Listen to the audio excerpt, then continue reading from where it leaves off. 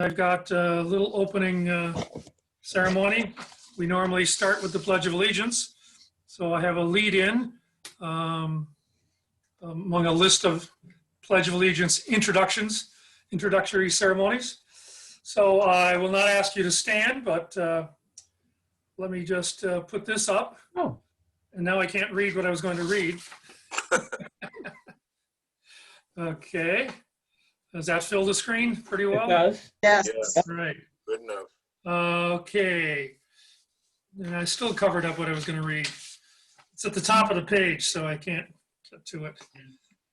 Okay. We have good government only when we, the people of the United States of America, play an active part in making it good. Let's say our pledge with that in mind. Please join me. Scout salute. I pledge allegiance to the flag, United States of America, to the republic, for which it stands, one nation, under God, indivisible, with liberty and justice for all. And to remind us of our goals and ideals for all members of Scouting, let's recite the Scout oath followed by the Scout law. Scout sign.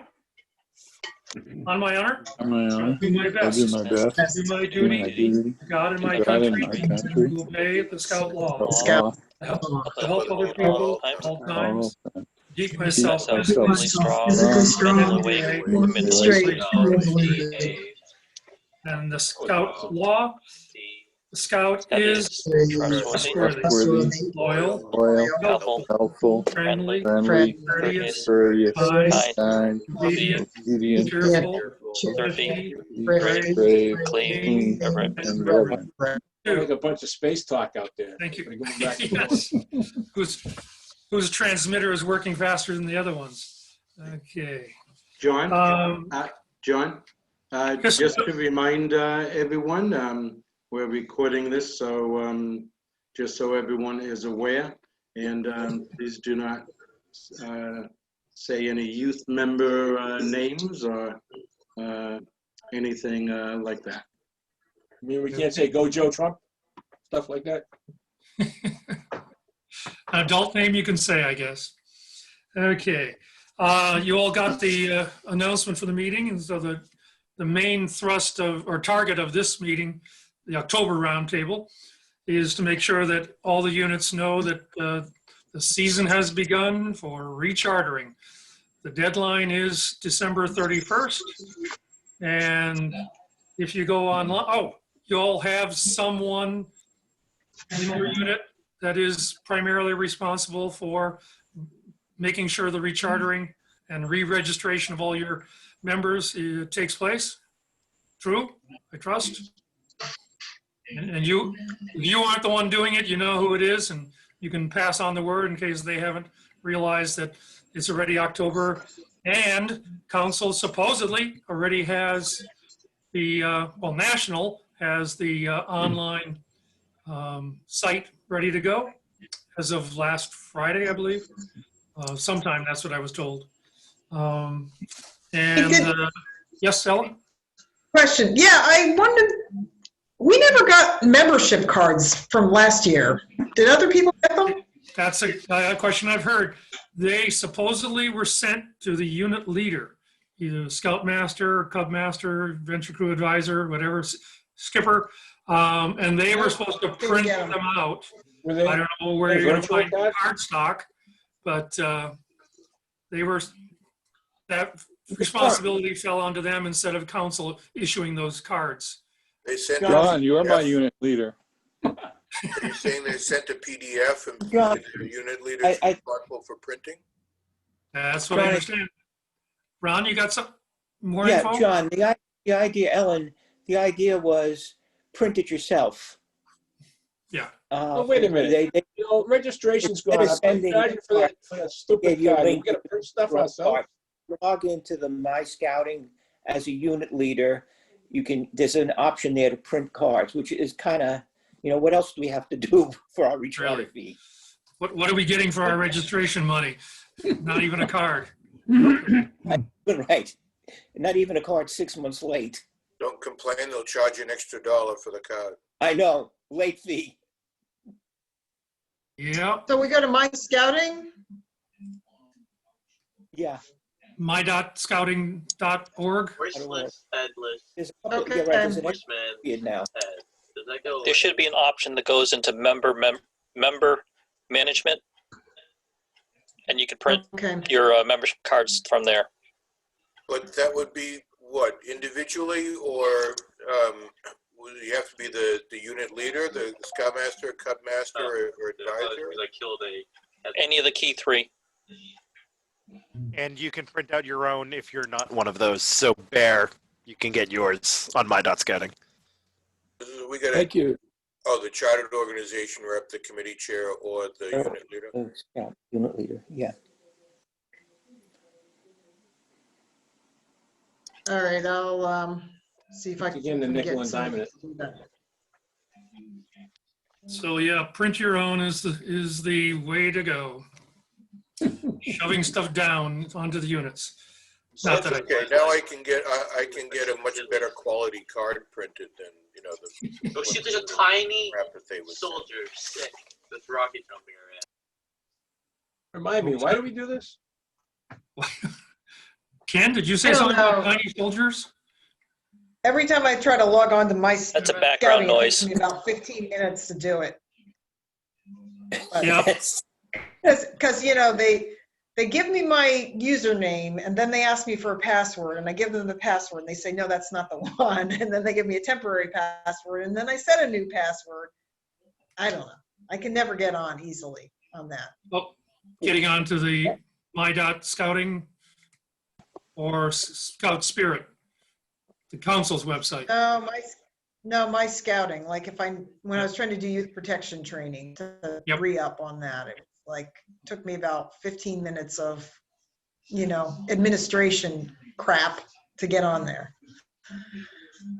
Ellen, it's nice to hear what you're saying because I had the same experience and they gave me a temporary password and I changed it and it didn't work. And so now what I do is just use the temporary password and it's been working for a year now. I think the problem is that the server times out, and so that because it's slow, because it doesn't have the bandwidth to do what it's supposed to do. That's my guess, and so it times out. So the process gets exasperated, exaggerated, whatever. It gets messed up because they just can't keep up with the workload. Because the BSA has never been known to be. None of their sites are user friendly. They get somebody to do it for free. And we go out in the woods. That's the organization. The websites suck. It happens. Exactly. No reception out in the woods. You can't get on that website anyway. Okay. Anyway, each unit, well, I believe the key three for each unit was supposed to have gotten a postcard last Thursday or Friday. I think they went out last Thursday, and the second half of the batch went out Friday with something messed up with the merge, so they ended up receiving the wrong numbers. No, the postcard was correct. The email that they sent as a follow-up was incorrect. The email was incorrect? Yeah, the postcard, well, my understanding of the message was that the postcards were correct, but the email they sent out as a follow-up had the wrong one, and then they sent out another email to correct it. Okay. I can double check that, but that's my recollection of the sequence. I think that's correct. Thank you. See, I double checked it with him. Okay. If anybody has any, or whoever's doing the rechartering, if they can't get in because they got the wrong code number or the code, it is, I think, an 8 or 9 digit number. I was given a list for all the codes for all the units in our district. So if you run across anybody that's got that hassle, they can't get that far because the code isn't working. They're maybe using the one from the first email or something. Or they don't even have the card, the postcard that went to the key three. You can send them to me. Supposedly I do have the correct numbers, but Steve, are Yeah. you doing the rechartering? Am I what? He's asking me a personal question. Are you doing the For the rechartering? crew, for the crew. How about the troop? The troop. No, I have it for the crew because I'm the advisor, but the postcard went to Eli as the scoutmaster I have both. because you're the COR for both. Yeah, imagine that. It's all your fault. You volunteered. It's nice to be blamed. Don't miss those meetings. You wouldn't get all that responsibility.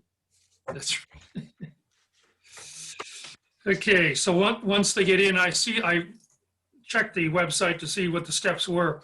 I noticed that they're still doing the thing about the first time you go in for the 2021 rechartering, you have to hit a different button.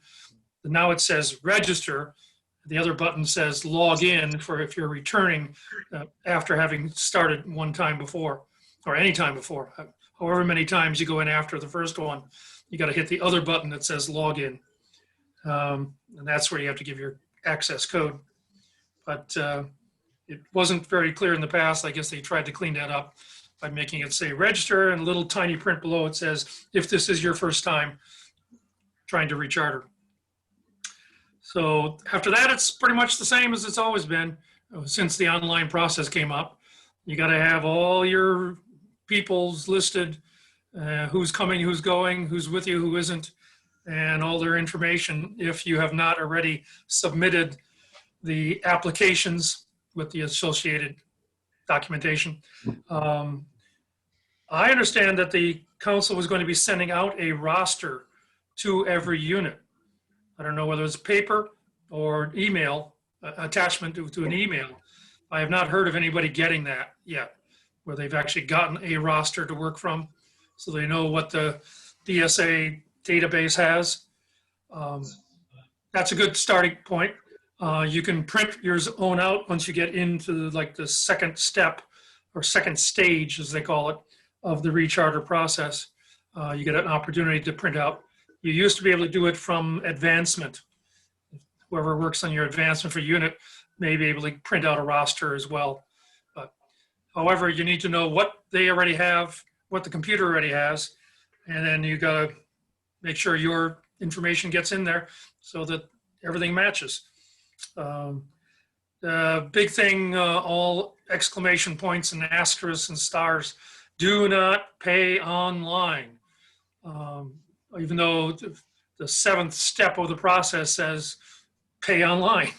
The online calculation will include council's fees, the adventure card, but it will not include the unit dues. So you got to make sure that people pay, your members or the families pay the total amount that you want from them, including what you pass on to council, what you pass on to national, and what the unit needs for its money. And then probably the easiest way is the council either cuts a check, not council, sorry, your unit cuts a check to our council and just for the amounts for BSA and for the council. So make sure that you keep your money that you need out of these people to run your unit for the calendar year of 2021. There is somewhere, and I saw it went through the process, there was a listing of what the fees are. There is some checkoff page to use to show how you calculate what you are paying. And that, of course, does have the right fees on. It includes opportunity to pay for the new people that come in before the end of 2020, that they can pay a prorated amount towards the national registration, the adventure card for the council, Boys Life if they choose it, and they pay just a monthly amount. You know, well, if you bring anybody now, they'd want to have money for October. So they'd want October, November, December, 3 months worth. If you wait until the end of the month or wait till November 1st and do it, then you only have to pay for 2 months. PACs are notorious for not registering new people until the rechartering. So they're really only registered for the calendar year. They may be in the pack operating, doing stuff during the end of the current year, but they're not officially registered and they don't have to pay any extra money to PSA or to the council.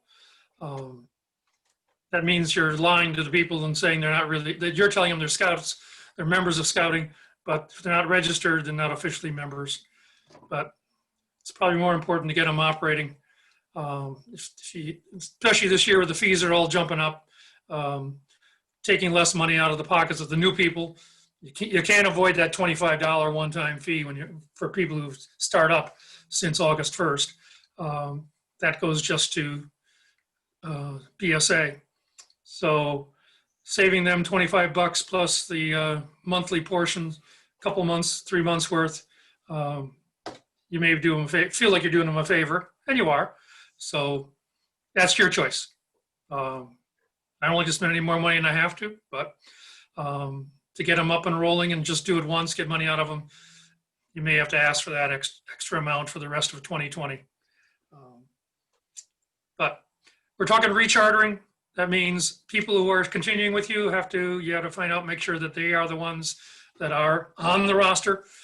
People you know are gone or don't know whether they're going to return, you may not want to pay for them, so don't hit send or submit until you know exactly the status of those people. You wouldn't want to have somebody who's hanging out there waiting for you to contact them to continue and pay their dues and their fees. And then, you cut them off, and then come January, they're screaming that they're not registered, not getting anything. John, I have a question about the payment online. Don't do the payment online. That's what it says on the forms. That's what it says on the website. Asterisks on the end of each time that shows up. It's like in 3 different places on the first page. Don't pay online. I'm confused because they told us at the operations meeting that we should pay online because council fees were wrapped into the recharter, national recharter fees, unlike in past years. Yeah, only council fees are wrapped in with the national. The units fees would not get paid there. So if you want to do separate bookkeeping and ask the people for, and you apportion the money. But if you have people register directly online, like National wants us to do, and they pay, they're not giving any money to the unit. And So- where you're just rechartering as of the end of December is for next year. They need to be, they're expected to be in the roster already. Ellen? So what you're saying is that the individuals from the troop shouldn't pay online, but the treasurer for the troop or whoever's doing the rechartering could pay online for the entire troop. Could pay the national and council fees, yes. Right, because they would have collected the money from the individual scouts, and then they would sort out how much we owe to council. Right. And national. Yes. And that could get sent in online. Right. See. Right, so we should just try to avoid having individual scouts doing their own rechartering, which we've never done, so. No, well, they should not be rechartering. That should just be done by one person at a unit. Well, they can't. Right. They can't, yeah, Yeah, they don't have the code, they can't get in, so. right, But okay. I remember from that meeting, they're saying, don't do the payment online. I think there was some holdup at that point to make sure that it really did work, put together the national fee and the council fee. Supposedly that is already fixed now. So the units, when they recharter, can pay online, just for those 2 fees. John, But at this point on October 8th, nobody should be paying right now anyway. Just start the process, start the roster. could I ask a question, John? Yeah, Ron? Today I got an email about Be a Scout the PIN thing. And in there was a paragraph about how the person can fill out the application online. If you fill out the application online, is it going to be asking for that kid for money? Yep. Does anybody know? If you're registering a new kid or telling them to register If it- directly, right. If somebody uses that website, beascout.org, and they get to the joining application, is it going to be asking for money right there? In which case, we've got a real accounting mess. Yes. yeah, I They- don't yes, believe, it will ask. I don't think that they would be asking for money from the individual. No, it will. If you go online and register on beascout.org, you're going to pay. Oh, for 2020, for the rest of this calendar year. Whatever the moment in time is. Okay. Yeah. Well, yeah, that's where the prorated fees would come in. So would it be better to have people fill out a paper application instead of going, short-circuiting the whole process at this point? Yeah, I'm old school. I like paper. I'd rather keep it that way. Supposedly that whole system was set up to make it easier and the parents can register their kid. And then they're in, as opposed to waiting for for the unit to do it. To me, that just I'd adds be more leery. confusion to everything. I didn't hear the first part, John. So it seems to me that just adds more confusion to the whole process. They should stay with the unit and just do everything for the unit. Yes, I think that would be better too. As I think Steve said, that it could create more confusion so that, and headache. Definitely don't want to be paying twice for somebody. Just have one person take care of that, whoever your membership person is, or membership. For anybody new coming in, they should handle that, and then pass it off to whoever's doing the rechartering and the re-registering to make sure that person is accounted for. There's always, a national system, there's going to be headaches.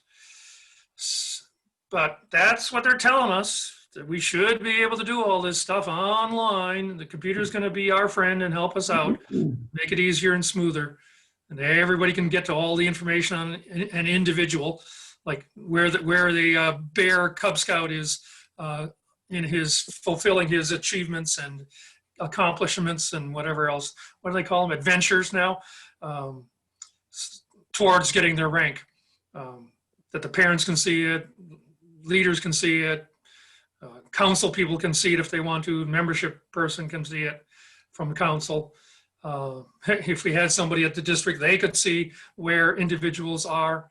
That information all flows supposedly upwards, that people have access to it. But I'd rather stay at the unit, make sure that it's all done there, because that unit is their contact. That should be who they're working with. Anybody else have any other questions or insights, concerns? Rechartering starts now this month. I saw something about setting like a deadline, early deadline of November 15th to have the rechartering done. And that's all. I'm sure that's intended to make sure that by December 31st, everything from every unit is in the database. National's got it, council's got it. It should be done and the check is cut or the credit card is charged. How long you been doing this, John?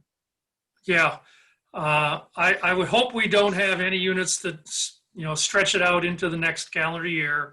I believe there's at least one unit that 274 from Waltham is still not rechartered, basically for the year of 2020.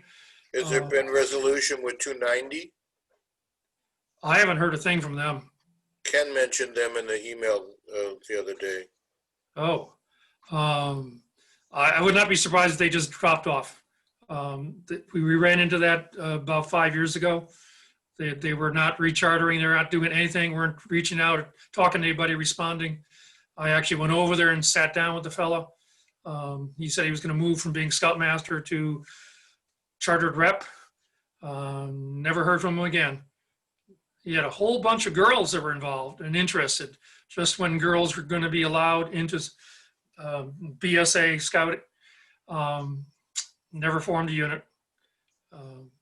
Didn't recharter after that year that I know of. But somehow he shows up in the records the last couple of years.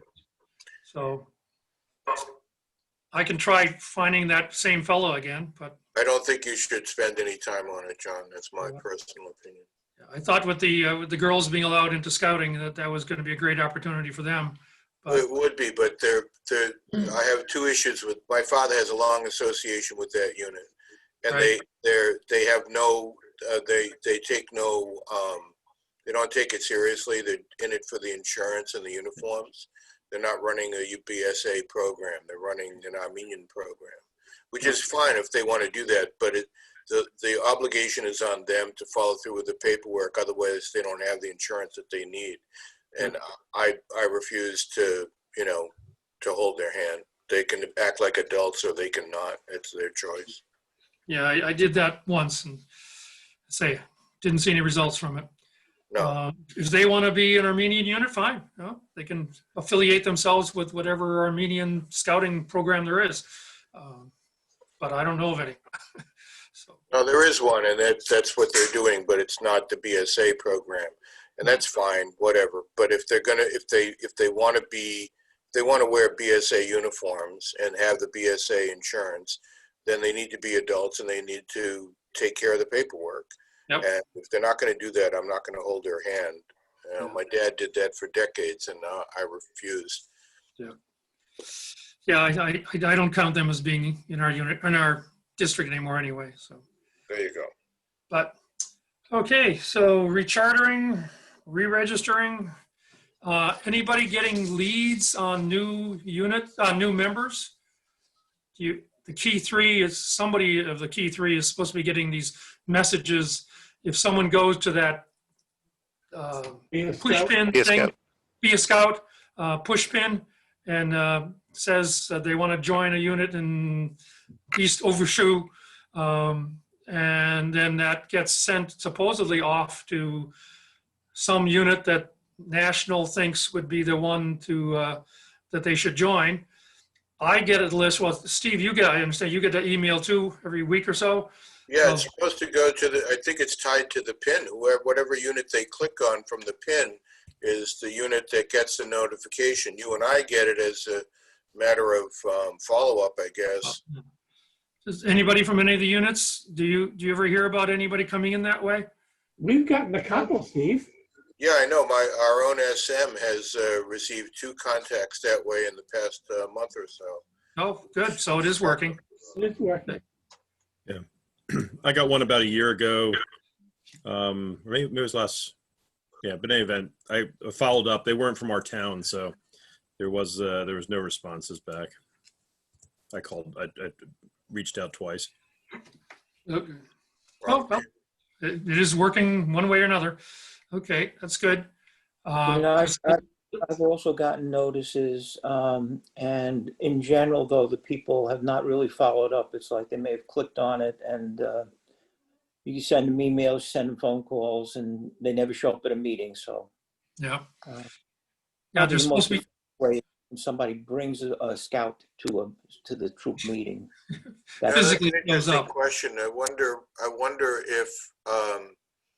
wonder if their interest is, not sincere, or if their curiosity is not satisfied by the process. In other words, are they expecting something more immediate when they click on that, and they don't get anything immediately because the system's not set up that way?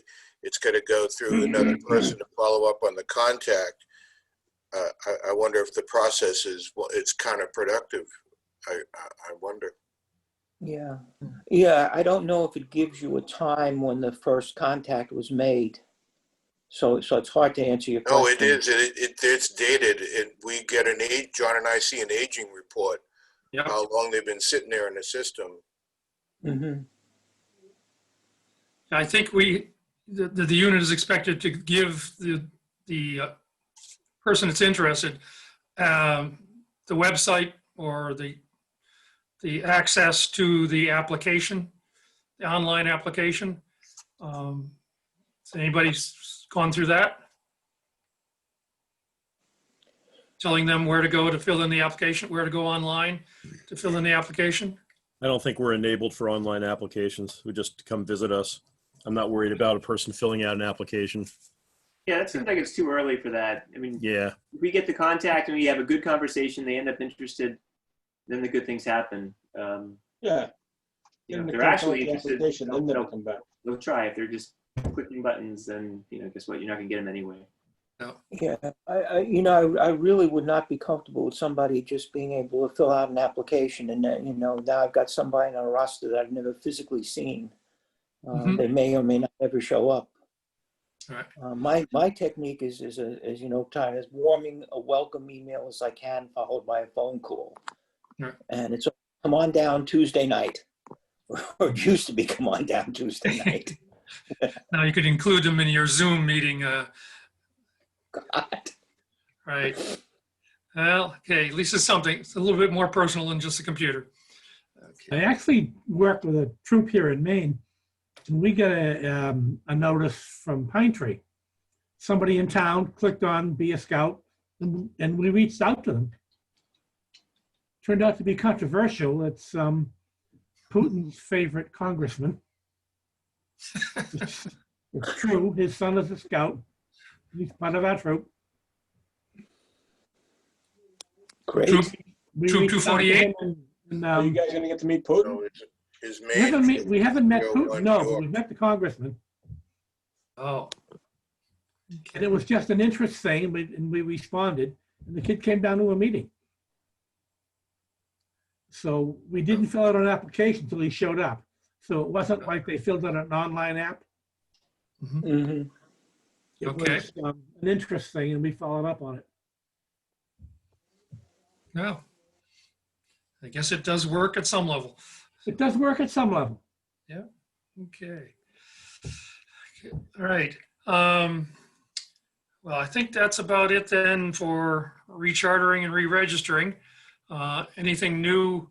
I don't know of anything new for just anybody new starting right now, other than they need to, fill out somebody's application and put the either pay some money or do whatever the unit wants them to do. I've lost my train of thought again, and that's not a train joke. Anyway, well, the fees. Yeah, the fees are still for the prorating. Anybody new joining a unit I think should go through the unit and deal with the current year. Then, does anybody have anything? Ken Fung, do you have anything of common interest for all of our leaders? Something you may have brought up at your district? Right now, I can't think of anything. Okay. Well, if you do, chime in. Then we can move on to it's only 8:15. We can move on to the discussion topic or presentation topic for tonight's roundtable. We're talking about, it's autumn in New England. People come here from all over the world to see our colors. This year it's going to be early and short. And trees are already dropping their brown leaves way up north. So we can think more about the trees and the plants, the vegetation, not just the critters, human or otherwise. And that leads into Boy Scouting through forestry, into Cub Scouting through naturalist. And I'm not sure what it is at the other levels than we below, but there's always something with nature that people should be paying attention to at this time of year, because it's going to come and go quickly. The leaves, if that's the only way you're going to identify a tree, they won't be around long. You're going to have to rely on something else. And Ron, I'm afraid I did not send out I I think there were 3 links that you had sent to Yeah. me. Well, what, You sent it them? turns out that there's actually a Weeblos activity fit pin called Forester, which fits directly into what we're talking about for the Scouts BSA. Looking at the wolf and bear levels, it doesn't see anything that kind of stands out as an activity for them or an elective for them. Do they still have arrow points in Cub Scouts? Does anybody know? I don't know. They do not. You know, I looked at the requirements and they had the things that sounded familiar for the actual rank, but seeing the electives kind of surprising. So what I did was I compiled something. What motivated me was I got a pile of wood in here, a cord worth, dumped in my driveway the other day, and spent a day stacking it, and realized that there's a lot you can do in terms of identification by bark. You don't necessarily have to have the leaves to do this. So I sent you in the handout a bunch of references and websites that you can look at. Pretty straightforward. You know, requirement 1 for the forestry merit badge is simply an identification. I think it's identify 15 species of trees. You can certainly tie that into, what is it, second or first class requirement that you look for natural things? Second, I think. Second. Okay, so you know there's another tie-in. For the forestry, though, there's also a section on identifying wood. You have to be able to identify, collect and identify samples of wood. Yep, there, those wood. Sorry, Joe? Oh, I was just making fun of identifying wood. I can identify wood all the time. There it is. My bureau is made of wood. That's wood. But what kind of? Which kind? That's not what I was asked to do. That's not what you were asked to do. Sorry. Would you do that again? No. The other thing is, since I am in Maine, I'm doing this whole thing using an iPad, and I have always been using PCs, and it was a nightmare to deal with the assorted version, the Mac versions of a word processing thing. They call it Works or something like that. So there was this wild day trying to get the pictures into the document. And every way I did it, it was too big to email until finally my wife came up with the suggestion of printing it and taking a picture of the print and using that as the illustration. In the course of doing all this thing, I made a wonderful blunder. Which, does anybody catch the real bad one in this thing? The very first thing on the list of trees, where it says yellow birch. No, it's a gray birch that has yellow leaves at this time of year. So sorry about that. You should cross that out and change it to gray. That was a full-blown boo-boo. Just to see if we're paying attention, huh? That's right. You know, I need somebody to proofread my work. That's what I need, because I've always done screwball things like that. Occasionally, they have turned up in scientific publications, much to my embarrassment. So you have a proofreader, right? Yeah, I need one. Need a good one. I had a person for years that worked with me, and she was spectacular finding my stupid mistakes. Does she know the difference between gray birch and yellow birch and what paper birch? No, and white birch? but she would know the difference between different eye issues. She's an optometrist. Yeah. So anyway, what you could do, I mean, I thought this would be kind of fun to do with the kids. If you took the pictures, the images, many of them from my backyard up here, and scrambled them and try to turn it into a game of match the trunk to the leaf.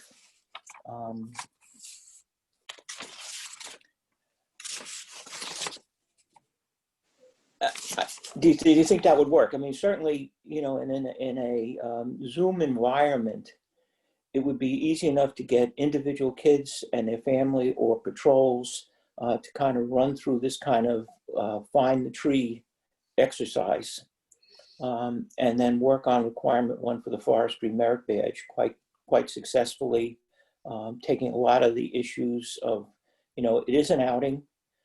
It is one that does not require any kind of specific issues except their own responsibility for the mask and social distancing.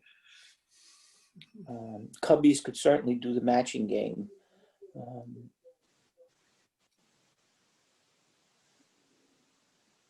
It's like you could do it like a flashcard in a Zoom Yeah. meeting, sharing your screen. A flashcard kind of thing, right.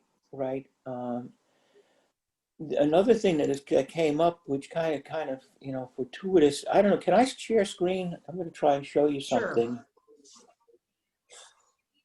Nope, only the host can share screens. Can you request? No, you can share. I think you can share. No, it's Oh, not well. enabled. The host has to enable I it. see. but John, are you the host? Joe McConey is the host. Oh, Joe Joe, McCone's the host. There is an option for the host that allows screen. Joe, can you make Ron a co-host? Or is it too late for that? You have been added. Yeah, Okay, let's just try. did. Yep. Just did, yeah.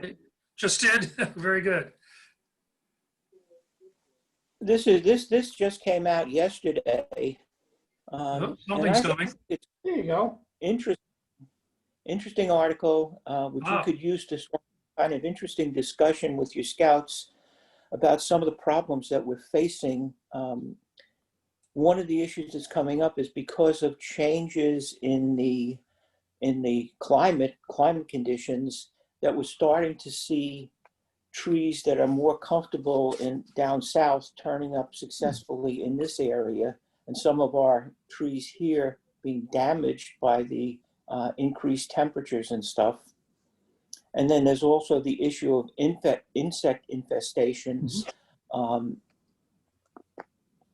If you can find an ash tree in Massachusetts, it's kind of rare at this point. The emerald ash borer is devastating that population. Of course, the other one that you probably know about is the American chestnut tree. That's another one that has gone down the tubes, and the elm because of disease. Interestingly, there are some disease-resistant chestnut trees that people have found up in the woods, North Woods here in Maine. And apparently there's a chestnut tree foundation in Michigan, which is working to develop a strain of chestnut resistant to disease, which can thrive again. And apparently you're using these native,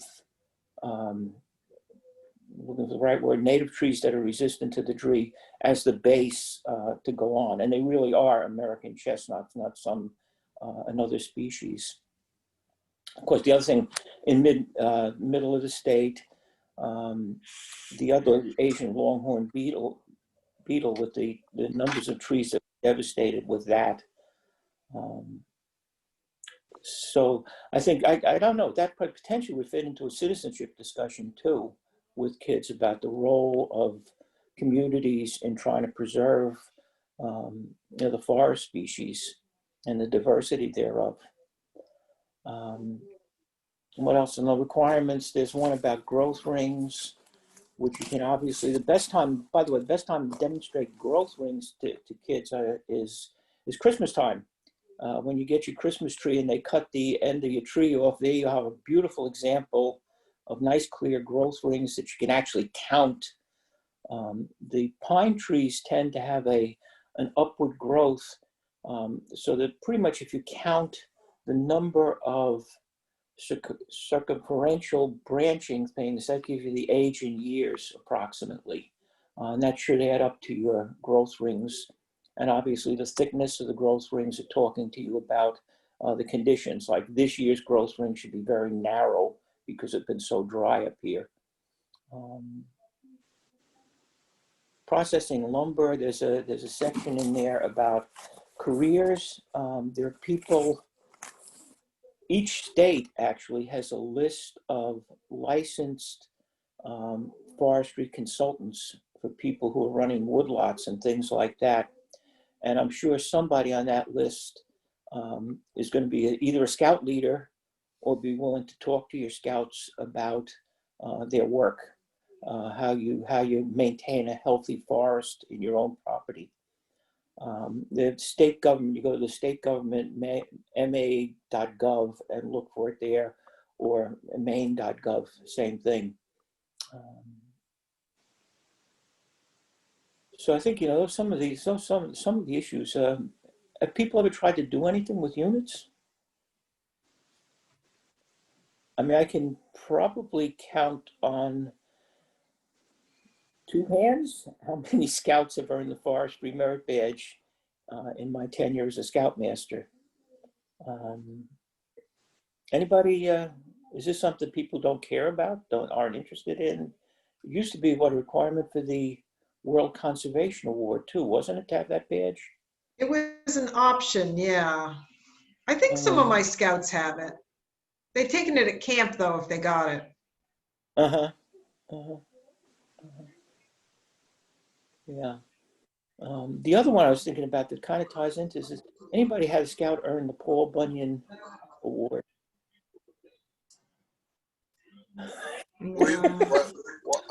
I None did. of none of my kids do. The Paul Bunyan Award in this context, because you can't chop down a tree.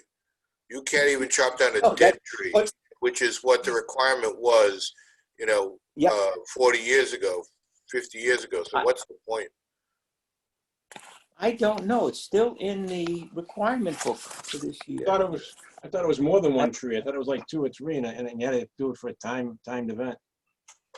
No, it was only, you had to chop down a standing dead tree, back in the day in the 70s. But now it's, I forget, I read the description once and it was like a joke. You kidding me? Maybe they could use fallen trees with all the wind, heavy winds damage we had the other day. That might be an opportunity to see what one of the service tree looks requirements is trim a downed tree, cut it to 4-foot lengths, and stack, and then make a brush with branches. You can also clear trails or fire lanes for 2 hours, or build a natural retaining wall or irrigation way to aid in a planned conservation effort, as well as demonstrate safety with all the other stuff. I mean, it was a simple acknowledgement of proficiency with a felling axe. That was the only intention to the thing. And now, as with everything else, they've turned it into something else. No, it says trim it, as Joe says, trim a down tree, cut to 4-foot lengths and stack, and make a brush pile with branches. But it doesn't say anything about chopping down a tree. No, not anymore. Nope. No. What's the point? To trim a downed tree and cut it into 4-foot stacks. That's the point of it now. That's what it does. Paul Bunyan didn't trim down trees. He cut down trees. Exactly. How they got down was not a concern to Paul Bunyan. Once they were down, he cut them into 4-foot stacks. That's right. Babe the Blue Ox knocked them over. Right. In my misspent youth, I did take down a tree, a good 12-inch diameter tree, the hard way. So that was fun. The hard way? What are you talking about? What, did you run into it repeatedly until you knocked it over? Exactly. No, Steve, an axe and hand saw. It doesn't say an axe instead of a chainsaw, yeah. Of course, my father tried to take down pull out the stump of a tree, tying a chain to his 1954 Studebaker, and well, he pulled the bumper off. So here's the question: what is a McLeod? What is what? A McLeod. Oh, I thought you said clown. No. Wasn't he a detective on TV? Be familiar with the proper and safe use, maintenance, and storage of woods tools, including an axe, a pry bar, hatchet, Pulaski, loppers, saw, shovel, pickaxe, and a McLeod. I have never heard of a McLeod. Well, I'm looking it up on my phone. Never heard that. I'll get back to you. Thank you. You get a It's the McLeod on your phone? firefighting reiki hammery thing called a rake hoe as well. Oh, So it's like a hoe on one side and a rake on the other. They use it So for do you just fire. know that, or did you look it up Right. faster than Ellen? I absolutely looked it up way faster than Ellen. Okay. I've never heard of I that. see it. Here you go. Oh, No, I guess you can't see it. Oh, there you go. See? Yes, you can see it. Oh, yeah, it's like a Oh, club. Okay, yeah, Oh, yeah, it's one of those things. Yeah, there it is. yes, I've actually seen one of those. I think it's at the Topsfield Fair. It's one I've of the seen tools they one could now, not, but could when not I see it- identify. We're Must be calling it a worth unit. McLeod fire tool with wood handle. You can get it for $57.99. Does that go with your Indian pump? Steve, do we have one in the Scout Locker? I cannot say that I've ever seen one in the, we have all kinds of gear, but I can't say I've ever seen one. I would agree with that. Thank you, Joe. You know and what- Ellen. You know where I think I've seen them in Storer, where Yeah, they when I had was camp commissioner, we had them. some of the Really? supply by the buffaloes out on some of the trails. Yeah. Didn't they used to hang in the sites too with the fire tools? It was a fire rake, but not a McLeod. How's it Yeah. spelled? MAC? You LEOD. put a link in the chat, Let's see. John. LEOD. In the chat, there's a link in the chat. Okay. Okay. So the how come it doesn't have another good one, a fro? Does anybody know what a fro is? Tro Connor? To and It's- fro? They're really ethnic haircut. Yeah, in the 60s. Dating ourselves. Sorry. Okay. Fro's it's a tool used to split shingles from a log. Okay.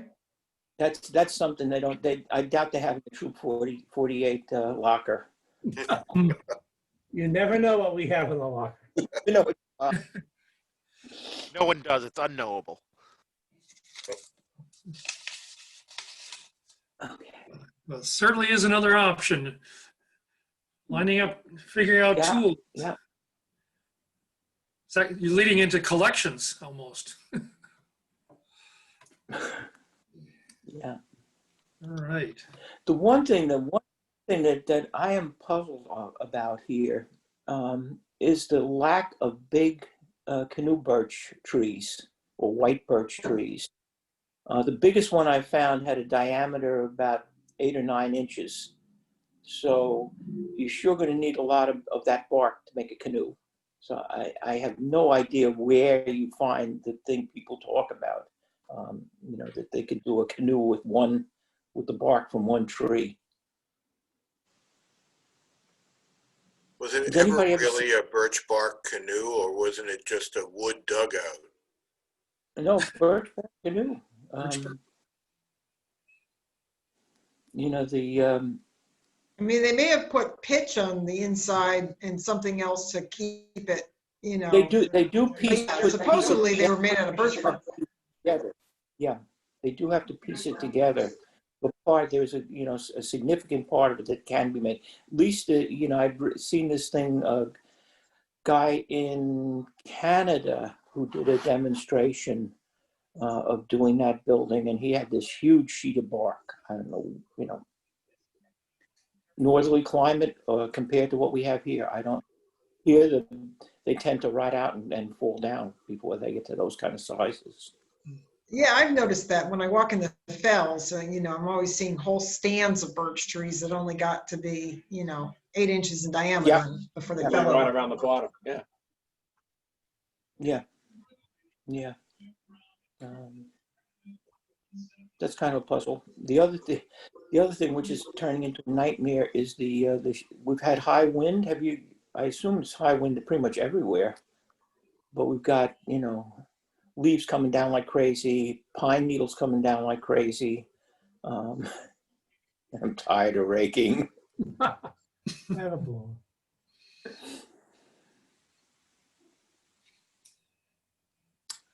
So one last thing I have found, which I will show you, which I only discovered after the fact, is this place called the Northern Forest Atlas. They have a whole series of downloadable PDFs on a whole variety of forest things, including things like mosses, small plants, the trees, and whatnot. Plus, they have a lot of interesting articles that are available. But again, these free PDF field guides are kind of neat. You can take advantage of that. Alan, I presume that the fells would be, how's the diversity there in terms of tree identification? And, you know, I would imagine that would be a good place for scouts to roam around and do their plant and tree identification requirement, right? Yeah, I think there's enough diversity to do that, sure. I know in Waltham, You know, you got your maples, your oaks, your evergreens, you know, and then there's stuff like birch and high and low growth blueberries and sassafras and stuff like that. in Waltham, we have, you know, Prospect Hill, so that's got a reasonable variety. I mean, I know Belmont has, Art, you guys have conservation land there along the border with Waltham. Most towns have some sort of open space with some vegetation in it. You can take a walk through there and an idea. I saw something the last camping trip the troop had that I wasn't quite sure what it was, and because the leaf wasn't familiar. I was thinking maybe red oak, and then for some reason the name of hickory came into mind, but I don't know that that would be found in these woods. There was a hickory. So in Belmont, we actually, right by Clay Pit Pond, they actually have almost a little mini arboretum of different types of trees that were planted along there and identified. And then, of course, we're not far from Mount Auburn Cemetery, which is a great opportunity. They have all sorts of trees labeled there. A lot of them are not necessarily native to the area, but they survive here. And so I've had scouts there, not necessarily doing their tree identification, but we're just part of a 10-mile hike we were doing. And so I just started doing some tree IDs with them. And, you know, pretty quickly, they didn't have to go ahead and read some of the labels. They could have started identifying them. So, but just seeing that repetition, the fact that they're labeled, you get up there, I got it right, you know, so. Don't forget the Arnold Arboretum.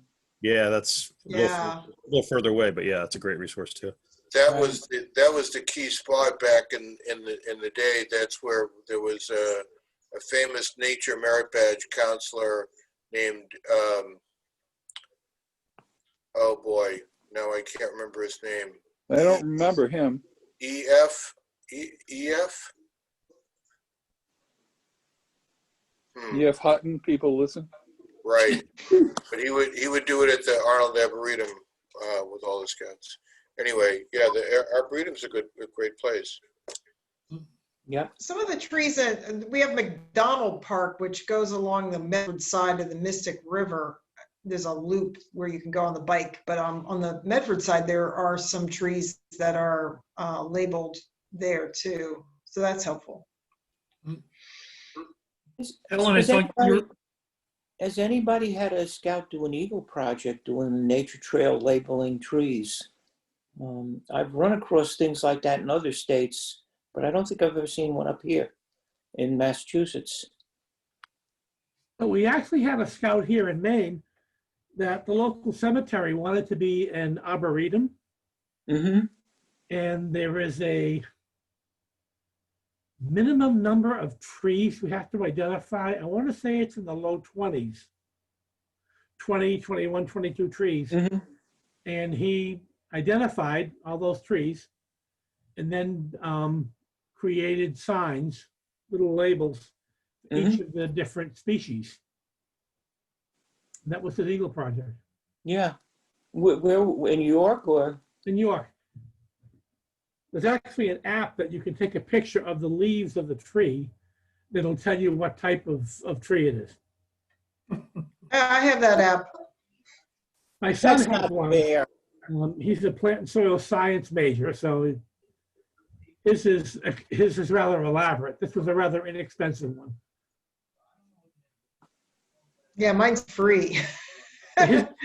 One we Like, it's like called Plant Snap or something. something like that. Yes. Yeah. It's pretty good. I mean, you can't always tell everything, but it's not bad. Mm-hmm. Well, I had Picture This for a while, which also was plants and flowers, and then I have Plant Snap, which is a newer one. But yeah, you can take a picture and then it'll tell you what it is. It's best guess.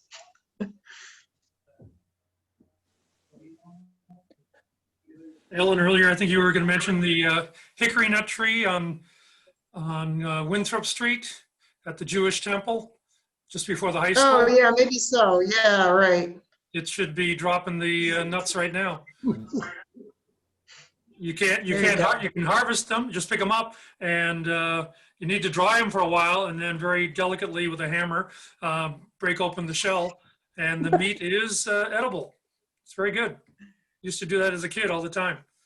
We had more I access. was down on the Eustis Estate in Milton recently, and there was a beech tree that was dropping all of its little beech nuts down onto the ground. Really giant beech tree. We were doing geocaching, and so we had hiked over from Sayre to the Eustis Estate, where there was a little tiny geocache hidden on the estate. There are beech trees There's a along really- the road leading up to the Brooks Estate in Bedford here by the cemetery. There are not too many of them surviving, but there used to be lined all the way up to the estate building.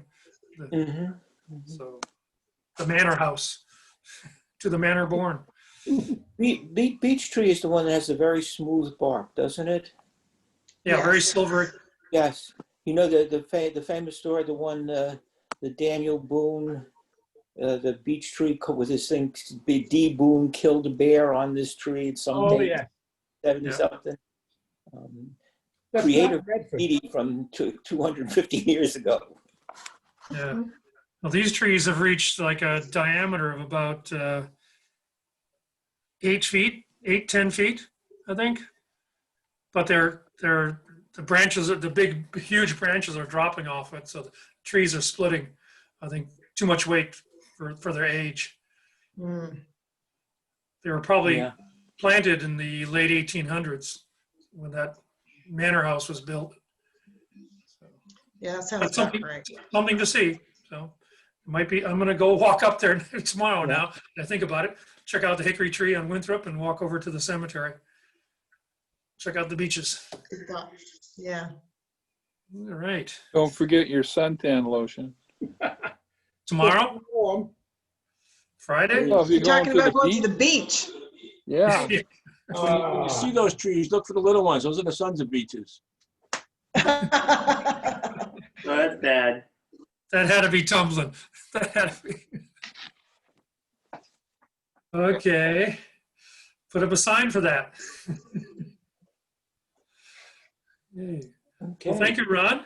You got a wealth Yeah, of you know, knowledge and information. For you folks, I have that email that you sent me, Ron, with the 3 links. I can send it to Yeah. everybody here, as opposed to You sending sent it to people who aren't here. I did not know. I What? sent the one with after the the. one with the article from the Times about the trees, the forest dying. Right. Weren't there 3 different articles Oh, or okay. 3 different links? Probably. I hope not the one I sent you about the tent with the wood stove in it. No, that was a different one. That was a different one. Okay. Right. We went pretty far afield on that topic before we started this. Okay. Well, I might send that to you folks too as a bonus. Okay, great. So, Yep. okay, Joe, I got a list of everybody here. I know I've got their emails. Hendrik has joined us late. I think some people have disappeared. No, I see 13. Okay. That's a decent turnout for Roundtable. Did you want, Ron, did you want to ask your usual question that you don't often ask? What topics do people like Oh, yeah, to address in right. future Absolutely. roundtables? Do people want? You know, we can put stuff together. If there's something you're interested in, something you want to do, say so. And obviously, if somebody has a burning desire to do this, you're welcome. We need guest lecturers, guest speakers. Right. It seems like we should, given these extraordinary times, we should always at least have a little section of what are we doing to get through this. Yes, Scott, I think that's an excellent idea. We've got about 15 minutes, I think, or I think we can even run over, since we don't have to drive far to get home tonight. Right. But, So what have you?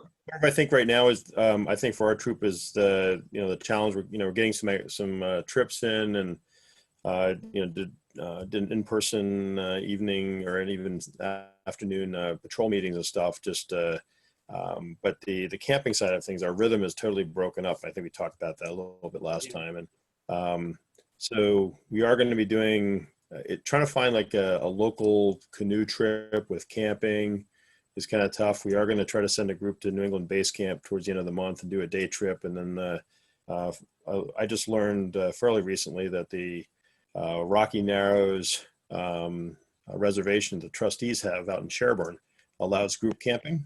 And New England base camp is going to shuttle the canoes for us out to Millis and allow us to camp. It's a pretty small campsite. It's only good for, 2 patrols is going to be really tight. That's good for like a patrol's worth. We're gonna keep signs up. But that was something I didn't know about. We've used the Ipswich River with foot broilers in the past. So certainly just kind of some type of sharing of what are some of the local opportunities. In the process, I've learned recently too, because our November trip has fallen apart. I normally go to New Hampshire, and so there's a couple Hale Reservation, and then also there's another trustees reservation. It's Rocky Woods allows even though their normal campsites are only May through September, they allow scouts to camp there year round. So I'm not sure what other kind of local places people have that are Camp Acton. We haven't done that one yet. I mean, part of the problem is if all you have is a porta potty in the parking lot, you kind of look at that as a not a great option. And I don't think that there's a reliable water source in there. Yeah, we can pack water in. That's not a problem. Either that, you just start doing a lot of cat holes and stuff, but that works. Except They don't want you doing cat holes. No, probably not at Camp Acton conservation land, but at the trustees location, actually, they were okay with that. I looked for that. Are you guys carpooling with your kids, or are their parents all driving them? Parents. Yeah, we're not carpooling. Parents drive, and that's really restricting us to local trips also, because we rather, Right. not every parent wants to camp. We're booked in to do Camp 40 Acres in Andover in November. They have a couple of Adirondacks and some campsites. It's not a very big camp, but we're just gonna like go there and do some cooking stuff. So what's the name of the place? Camp 40 Acres. Yeah, 40 acres. Okay. It's on the Wilmington, Andover line, rather. Goes to Harold Andrews. Harold Parker. It's near Harold Parker, yeah. It is near Harold Andrews, right? It is near Harold Andrews. And I haven't heard in a long time. Yep. So I know we've been able to we got into at least one DCR campground, and that's out of the Harbor Islands off season. We had to arrange for our own ferry to get out there, and I've not pursued other DCR campgrounds off season and what's possible or not possible. Yeah, we did Lovell's Island out there once, a couple years back. They're closed. Our September thing was obviously canceled, but it was canceled in like June because they closed the DCR stuff. Yeah. I mean, we struggle. I mean, in addition to the planning with the carpools, it's you can't. I mean, maybe you implied it with the families camping, but clearly, it doesn't seem like it's appropriate to have two non-family member scouts in the same tent. So you have to have everyone in their Oh, own. everybody's been in their own tents. Individual tent. It's all individual tenting. Cooking? And the parents drive their own kid.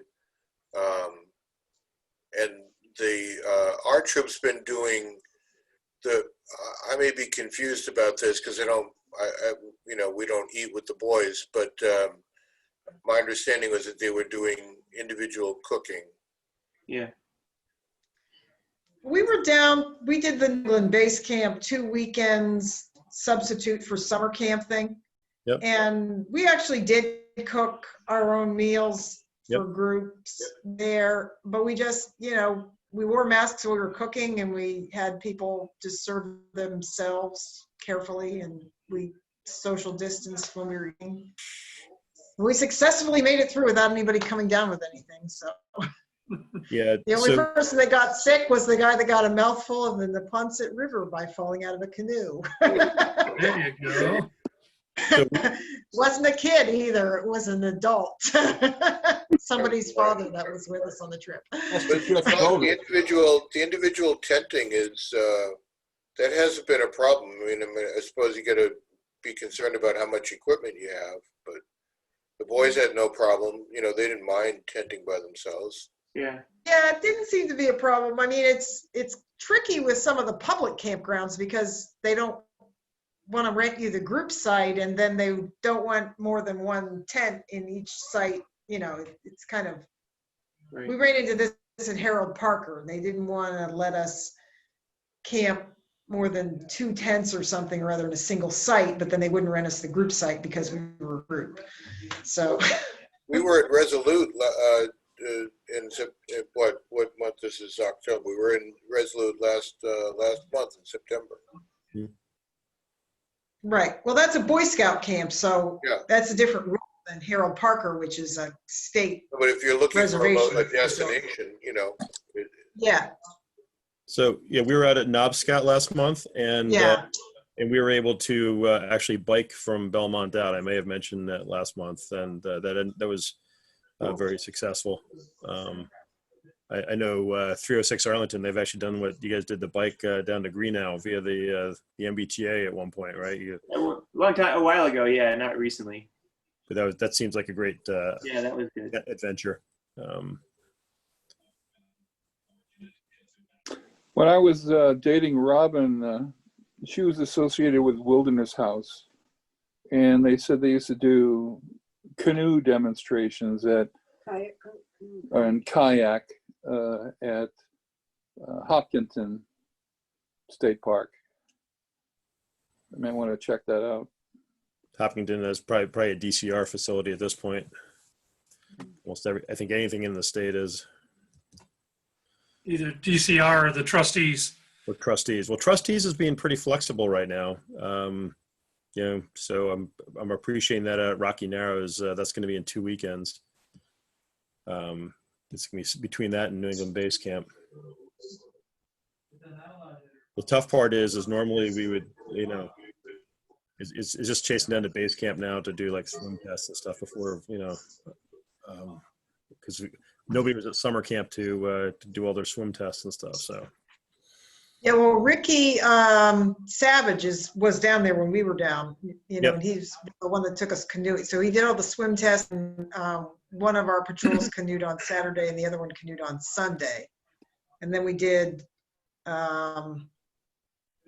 2 merit badges that weekend and 4 the other. Yep. Because, whoever wasn't canoeing had like a merit badge in the morning and one in the afternoon. And then the next weekend we didn't have the canoeing. So we did 2 before lunch and 2, or well, actually no, one morning, one afternoon on both days. So 4. Yeah, no, we did well with that. We went 2 weekends and the 3rd and 4th weekends in August. I think 250. You guys were in or 248. One of those two was down there the first 2 weekends in August, right? Yeah, it was 248. 48, I'm yeah. curious, so Ellen, you were there, and Art, you were there. Did you have good experiences? Did you have issues Yeah. with merit badge The reporting. reporting? Well, we didn't get all of them done. And then I was going to try to go on Scout Book to try to figure out what things were left to do. But every time I try to get on Scout Book, that's a problem. So We I didn't. we had issues. We were there, I guess, the first 2 weekends that they did it, and there was. We were there the second weekend. I think we were there one of those. We were staying in James West. Oh, We were well, there the 15th. we were frustrated because there were issues with kids getting signed off on requirements that they didn't do, that couldn't have done, Yep. given the context of what was happening, and like it just. And I think the whole concept that was supposed to be paired with online learning, but you didn't get your merit badge assignments until you, like, the night before. You know, like Yeah. Thursday, you were notified what your merit badge assignments were, and then you showed up. So there was no opportunity to prepare for, you know, the advanced work, to do the prep work, so that you could earn the whole badge in advance, you know, do the things that you can't do in camp at home in advance. You can't do that. So you have to do it after the fact. And I don't know that anybody has actually been able to do the online merit badge classes that was supposed to be paired with the in-person stuff. Yeah, the only pairing that I saw were that was clearly identified were the shooting sports, and they ended up just doing that. The online portion of it, they just did it in person when they were at camp. We had some fairly small groups, so it was okay to go through and do that. But if you sign up for that, then you get 4 online badges. But I'm not aware of any of the scouts. I've emailed out to the group that went, and I'm not aware of any of them trying to sign up for any of those 4 included online badges. There's some scouts that have thrived on a few of those, but not many. I had some kids finish rifle. They took wilderness survival, and they still have to do that stay out overnight thing. And that's, you know, now it's getting cold, so they don't want to do it. Maybe in the summer they'll do it, finish it off. I got 2 of them. Some of the kids did E-Prep and environmental science, and there's a lot to finish on both of those. And the environmental science particularly. Sorry. Bye-bye. What? I have to run. Sorry to Bye. interrupt. But it's Okay. Yeah, Scott. Hi, Scott. Hey, Scott. Thanks, Hey, yeah, Scott. Thanks for joining us. guys. Oh, thanks for having it. So anyway, yeah, I don't know. We'll have to see how we get through some of this stuff.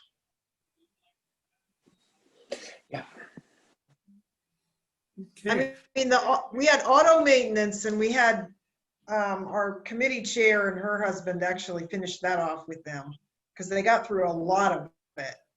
And they were able to finish the last few requirements with the kids. And then we had some of the kids did rifle, and they managed to go back later and finish that off. They got all of it done. Yeah, my experience is they were bending over backwards to try to, you know, if they could allocate some time. You know, normally you're supposed to sign up for tote and ship as one of the daytime classes. Well, they set up something at 6:30 at nighttime, right? So just to go ahead and get you know, give the opportunities to some scouts. And so I mean, I was pleased with that part of it. I think the problem, you know, that Steve, you mentioned there is just the reporting was tough. It was a lot of back and forth after each weekend to clearly identify what was done, what wasn't done, make sure that's in Scout Book. And I still have some cleanup and approval stuff to do. It's been a lot going on. I haven't had the full bandwidth. So. How about weekly meetings? Any good thoughts there on appropriate advancement or skills that would be engaging in a virtual setting? Yeah, we have some crossovers that finally crossed over in September. Yeah. And 3 weeks ago, we had no interested cub, and now we have 6 or 7 or 8 coming in.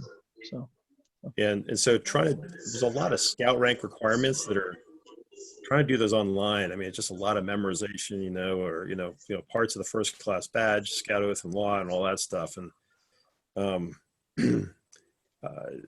so I look at those as kind of being almost stumbling blocks when you're kind of in a virtual setting.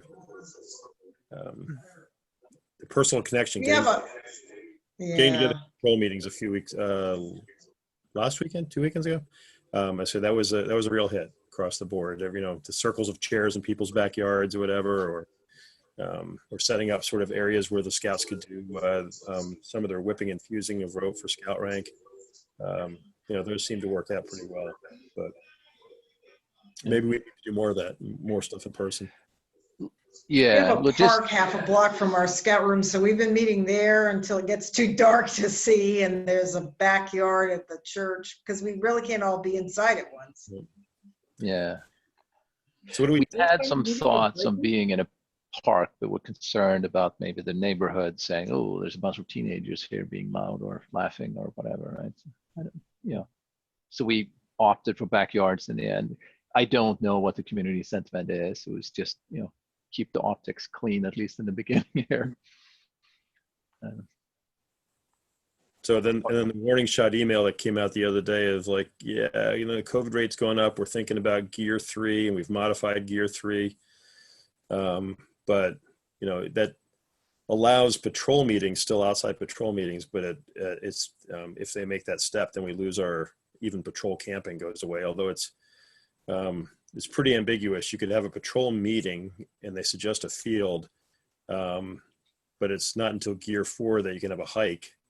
And so, okay, if I have a day canoe outing, I guess it's not a meeting. Maybe it's more like a hike. So I just saw there was a lot of ambiguity in what came out. There's kind of automatic social distancing in canoes. There is. I went out and measured my 16-foot canoe, and the seats are 7.5 feet apart. So, well, I think the concern is that when you're doing athletic activity, hiking, or any sort of physical activity where you're exerting yourself, your exhaust, if you will, the exhalations are more intense, and you're putting out a longer stream, of molecules. And so if you're an asymptomatic carrier and you're, hiking and you're putting out a lot of, exhalations, 6 feet has got to become more like 12 or 15. 6 feet is for standing casually and talking. But if you're exerting yourself, you've got to extend that at least by twice or more. Yeah. Well, we ask or require the mask, right? So that presumably contains the flow a little bit. But you're right that it'll just be more of it, if there's anything there, right? At some level, that's why they're saying that the hiking is a later stage versus just camping. Yeah, it was just weird. It's just kind of differentiating between a patrol, an outside patrol meeting versus an outside patrol activity like a hike. And the meeting was allowed in Gear 3. The hike was a Gear 4 thing. So it's going to be disappointing if we slide back into Gear 3, but I mean that's just going to be life if it happens. And so at least it seems to be they modified Gear 3, because I don't think initially we could do patrol meetings in Gear 3, but I don't have a record of that. So, but now that it looks like they're going to allow that, so we would at least continue with some in-person patrol meetings, backyard type deals. So, does anybody have any good? Maine is different. We've had outdoor troop meetings, but now it's dark by 6:45. Yep. So troop meetings start at 5:30. And they last about an hour. Yeah, that's a lot of. It's different than a regular troop meeting. Right. So what do you do during your outside troop meetings? They do patrol meeting segments. They'll do some advancement. We kind of skip game for a lot of different reasons. They haven't done any camping. 248 has done a trip in August and September and one planned in October. York hasn't done any camping. We've done some hikes. We're doing a canoe trip this weekend. So it's a struggle to try and do your normal Bless you. program. So where are you going We've, canoeing? Where are you going canoeing this weekend? On the York River. York River. Are you going up to Maine? Yes. They're in Maine. Well, Oh, I you're work for the in main troop as well as Waltham. Got it. Oh, right, right. Does That's 2 anybody hours. have any good teaching games that you can do online? Like we have one Scout, and I'll just paste it in here so you can go to it. This is a Jeopardy. It's free. If you There don't is need it. that Jeopardy type game, and I can't think of the name of it. Yeah, it's called Jeopardy there's a- Labs. At least the one we played with. Well, there's a free version that was kind of good because it had all the questions from all the first aid advancement stuff. Yep. There's Same another That was game helpful. also. And then there was a Boy Scout one too. Like, Yeah. you know, just kind of about different aspects of Boy Scouting. Yep. As I I'm say, the gonna try one and that, find it. Hold on. yeah, Henrik just put out a link to the one that one of the senior patrol leader for our girls troop developed this Yeah. this past Tuesday. Megan, so what you can do on this website is you can click the edit button and create just a password for that link and copy what you see and then start a new one, so to speak. And it gives some enjoyment. It's interesting that the adults played this game in the breakout room, and they got through like one question and then just laughingly negotiated what the correct answers were, right? The first year patrol, they were very competitive and was seeking to get it correct. And then, you know, we had every reaction in between. So it was it's a good engaging game for, you know, maintaining friendship and getting a good laugh. But how do we stimulate advancement virtually, right? When, you know, so much of what we do is just like school, hands-on, in person is so much more powerful. So what other powers are there out there, paid for or not? I think it's, Well, yeah. Well, Ron was talking about tree identification stuff. It's actually, you can do a whole lot better with a PowerPoint presentation of tree identification, which is my son led that one last May. Just using a lot of pictures of leaves and bark, the type of stuff you're talking about, and encouraging some local treks. Yeah, obviously to me, the value is to get out in the woods, not to look at another PowerPoint.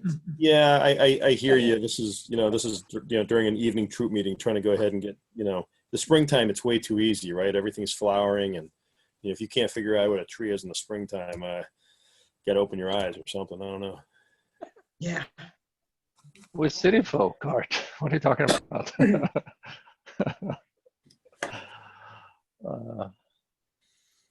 Okay. Well, we've gone 10 minutes over our allotted time, but if you guys want to continue. No, And I'm Joe's- good. And our host is willing to stay Well, with us. I had a question at the beginning of the hour. Actually, it's turned into two, come to think of it. I talked to Marianne today. Well, emailed 2 questions or 2 hours? Two. Thank you, sir. 2 questions. One is merit badge counseling.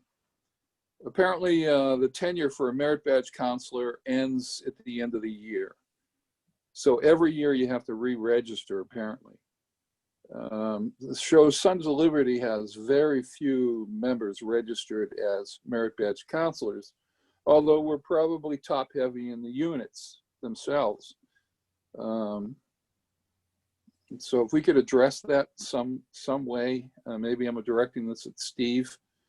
And the other question is, I had a email from a committee chair in regards to donations, accepting donations. There's apparently a new business which donating nonprofit funds to the towns that they serve. And this is a question: should a Scout unit accept funds, donations from a business that sells marijuana? Mm. Hmm. Mother Teresa would. Yeah, I don't have a problem with it. I mean, it's illegal. Would you accept donations from the liquor store? Yeah, that's a good It's question. another gray area. You know, it's like, it's a business. It's a business. It's a legal business. And, you know, yes, I would take money from a liquor store. The question is, what, if they're giving you money, what do they expect in return? That's the only risk, right? If they expect some sort of, you know, patronage, they expect some sort of promotion, you know, what are you giving away? Is it a sponsorship where they're getting some quid pro quo exposure, or are they simply being generous? They're putting their name on your trailer. Yeah, right. Yeah, that's kind of like you don't really You want might want to that. draw the line there. You know, you might want to draw the line there. Like, you're Through welcome three to or give four us money, Bacardi. Yeah. and we, you Their know, logos. it would be, you can acknowledge that they gave you the money, say on your Facebook page, or maybe publicly at a court of honor, and say, oh, thank you, you know, Joe Smoke Shop for generously supporting the Scouts, and leave it, you know, at that sort of thing. But Steve, could you scratch a line and send that to me, please? I'm not putting that in writing. Are you kidding me? Well, you don't expect this brain to remember all that. It was really just off the top of my head. I'm not making policy. Oh, okay. All right. Did somebody ask you that question and expect some sort of official answer? Basically, yes.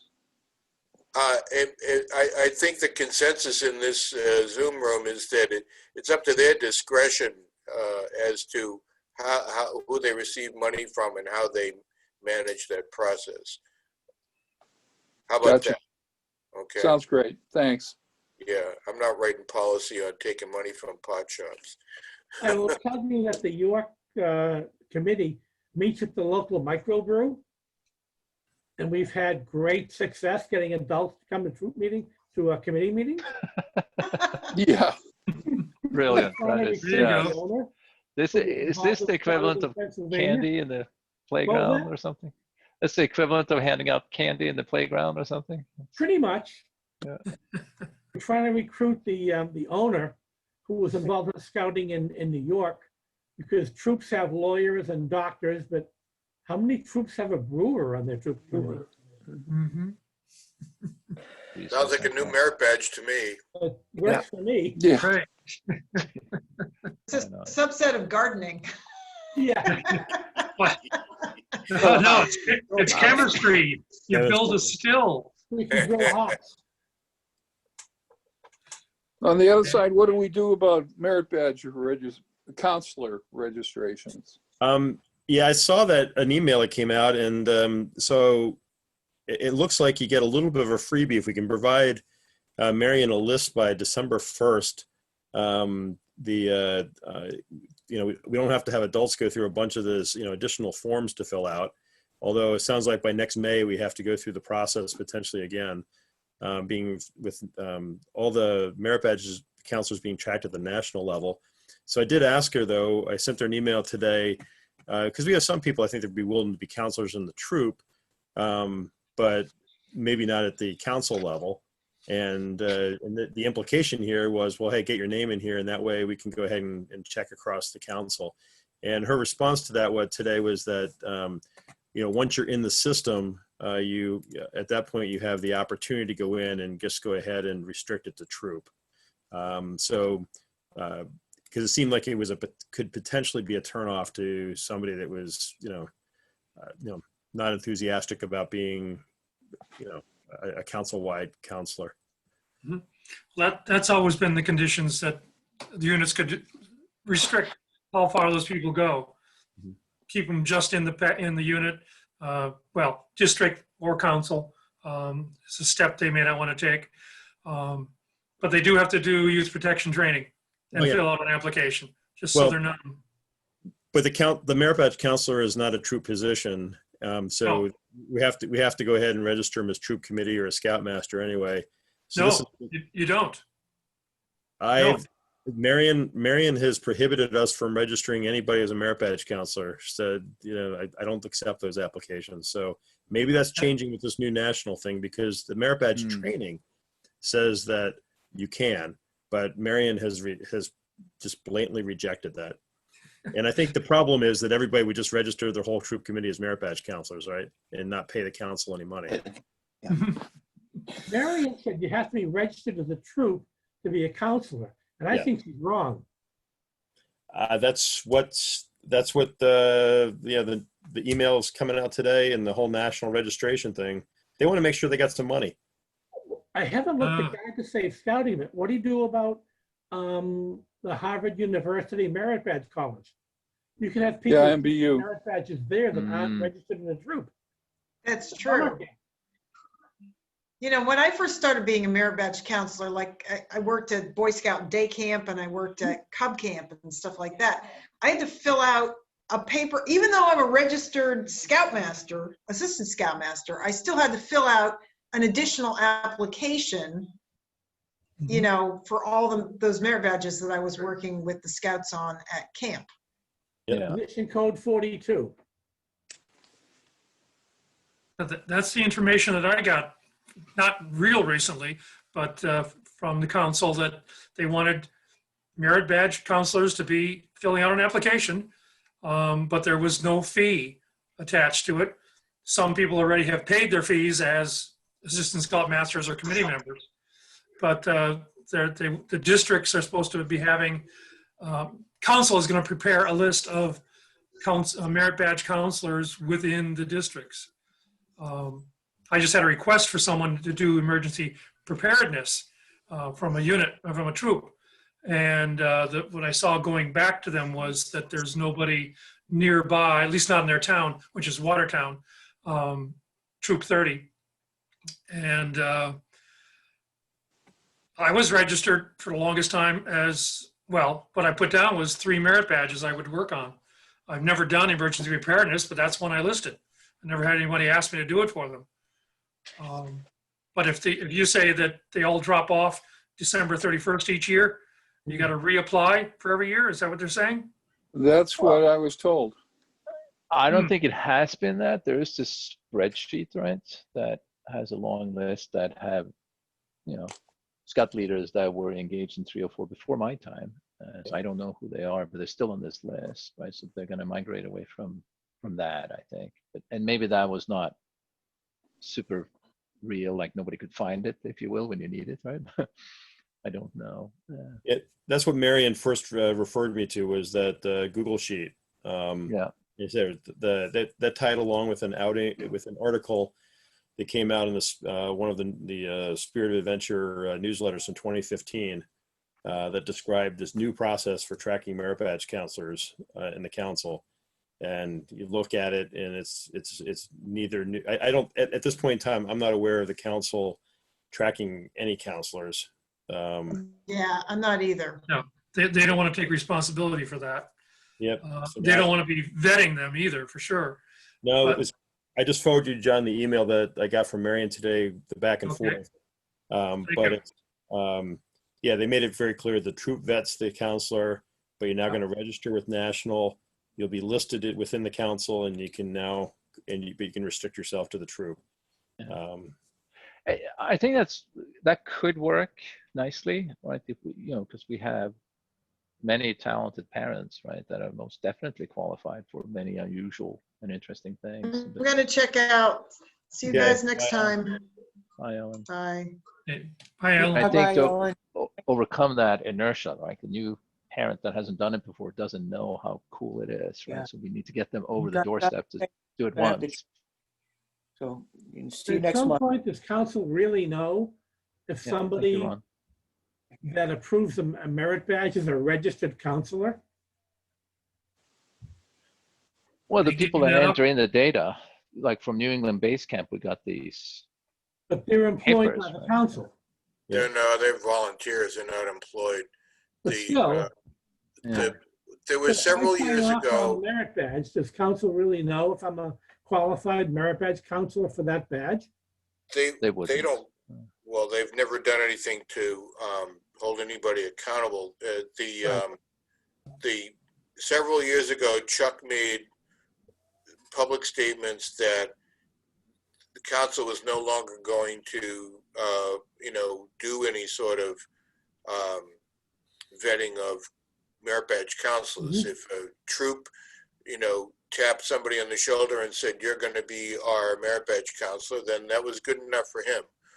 But the only issue he was saying is that there are some things where you need some kind of certification. Right, Right. for shooting sports Yeah. and water sports. Say again? For shooting sports and water sports. In climbing. Yes. Climbing, and presumably if you're teaching first aid, you should have some sort of, health certification of some kind. So our first aid merit badge counselor is a board certified ER doc. Yeah, I think that counts. Yeah. But obviously for camping, cooking, hiking, those sorts of things, you don't need any special certification. So, but it sounds like what they're doing is that they realize that they sort of opened, let the genie out of the bottle, where you had, that's probably the wrong analogy, but they created a monster where you had all these people who were merit badge counselors and they didn't know who was doing what. Yeah. And now they're trying to, rein that in again, which, they have a liability. There was always the expectation that a merit badge counselor would be a registered scouter. They never took that away. They just didn't want to be bothered keeping a list, and they put the burden on units. Well, the guide to advancement says volunteers who are properly registered as merit badge counselors can renew annually without completing a BSA adult application. Their names will appear on the district roster for renewal, presuming you're already registered. Well, they're changing the That assumes rules. that you're counseling. They're changing the rules as we speak, so This is the guide to advancement. They sent out an email just within 24 hours This is about the a guide new to policy. advancement, which is put out by National. They can't override that. Yeah, but the council does. They can't. Marion will not accept those, or at least That's okay. We can go to National and say, Miriam, you're not following national guidelines. Yeah, well, The council, I'm willing to do that. Stephen knows that. We need her cooperation in way too many other ways. I don't need her cooperation for anything. the council hasn't been following national guidelines for a number of years. The advancement guidelines specifically say merit badge counselors need to be registered as a merit badge counselor, and Chuck Eden decided to get away with that and not do that at all because that was work for the office staff. Yeah. With no money. And then they had this Google spreadsheet, and you can't even, update and make changes to that. I mean, I've complained about this for some time, and it's, talking to the wall. So I think that, we can sit here and go around and around. I think that maybe for next roundtable, it would be helpful if someone's able to get clarification of what the new policy for the council is. Well, Joe, did you get an email today? Out of Marion, did you get an email out of Marion McQuaid today? No, I did not. I did. I got it. Yeah, me too. So, and that's where it's saying, the registration process is now different, and you will be listed across the council. But then Marion later clarified to Art that they can go in and delist themselves and say, I'm happy to be a counselor, but for my troop only, right? And Steve, what you were saying there in terms of do they have qualifications or not, or whatever, like I look to myself to, as a scoutmaster, like, is this person appropriate to teach something within my troop? But the safety aspect, for example, I think we, as the executives of the troop, that's what a scoutmaster is, we have to kind of apply our best judgment there to say, yes, this person is qualified. Oh yeah, indeed. And that's the message that Chuck delivered a number of years ago when he did this. It's like, I'm not, because there was a point at which, if you like say 10, 15 years ago, when I signed up to be merit badge counselors, I had to send in a registration form with a list of merit badges I wanted to be a counselor for, and I had to indicate what my affinity was to this badge was. You know, was it a vocation? Was it an avocation? Was it something else? The bar wasn't exactly set high. I didn't have to take a test or prove anything, but I was asked to self-report that, you know, in fact, they made the statement was made that simply being an adult, registered adult who was a youth, a scout, what I'm trying to spit out is, gee, I earned a pioneering merit badge, I can be a pioneering merit badge counselor. Right. So that was good enough for them. But you're quite right, you know, Henrik, that it's always got to be the discretion, you know, of the unit adults, that the person that, you know, their scouts are working with on a badge is qualified in their own eyes, you know, to do this. Otherwise, and it is a matter of trust, right? We're all in the business of trust. People give their kids to us for 90 minutes a week, right? So, yeah. You know. Well, I think who is it? Art or somebody else said, let's see if we can get somebody for the next roundtable to actually give us, you know, the what's the straight dope. Yeah, so by December 1st is when you want to get that list into Marion, though. So of your counselors, just to save a bunch of adults from having to fill out more paperwork. It sounds like it's a little bit of get out of jail free card if we can just get that list. And Joe, I just forwarded you the email correspondence I had with Marion today, including the mayor. Thank you. And my argument has been, nobody ever knows who's a qualified counselor or not. Troop's job, right? That's what they're going to say. It's the email says. He sends in his equal application, says I completed the following merit badges. Nobody ever knows. The email says we will now register merit badge counselors in the national database. Mm-hmm. Yep. The process will require that merit badge counselors be registered in a unit. Yes. But registered as a committee or scoutmaster is my guess. It's not registered as a merit badge counselor. It's an merit addition. badge counselor is a separate adult app. Yep. In addition I to the see. So it's a two-phase. So first I go through the paperwork and pay the fee. And then I can also announce myself as a merit badge counselor within the council, and I can restrict that to the troop or not, which is, okay, so the people that are, you know, becoming career counselors, let's call it that, career merit badge counselors, they could go through that second step, whereas others may want to choose to remain just, you know, committee member or whatever registration they get, right? After December 1, people who wish to be merit badge counselors will need to complete the Spirit of Adventure Council's merit badge counselor application, have it signed by a member of the Key 3, and send it to the office. But she's not specific about who's Key 3, the unit Key 3? Unit Key 3 is what I read.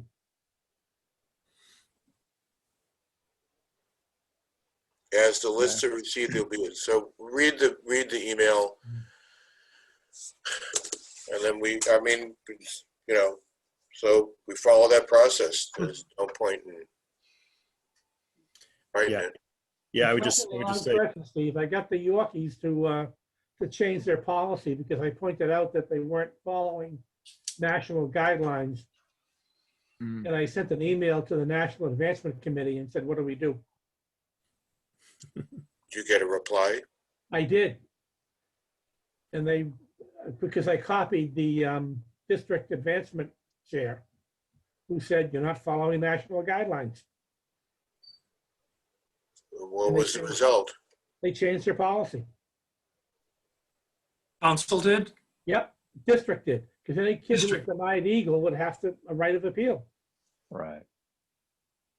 Mm-hmm. I'm a kid of the 60s, by the way. We fought a lot of things.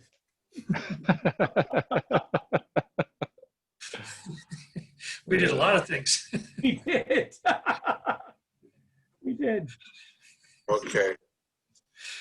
All What time right. meeting I'm end? belaboring the meeting. I'm sorry. I see we've lost Ron, so I guess we're not getting back to trees, trees and bark and leaves. So, No, we're not. well, thank you everybody for hanging in there, for participating in the roundtable as well as the additional, the ante-room discussion. And we'll do this again next month. Yeah, But it'll be, the second Thursday will be much further into the month, I trust. So probably be closer to the 14th. I haven't looked. Well, no, actually I know, because it's the 12th. Because November starts on Sunday. A Sunday, November 1st is on a Sunday. So Yeah. that second Thursday will be the 12th. I don't want to be talking about November yet. It's my favorite month. My birthday's at the end of it. So I wrote the December one up on my calendar too, and notice that starts on Hanukkah, I think. So Hanukkah comes early. there you go. Everything happens.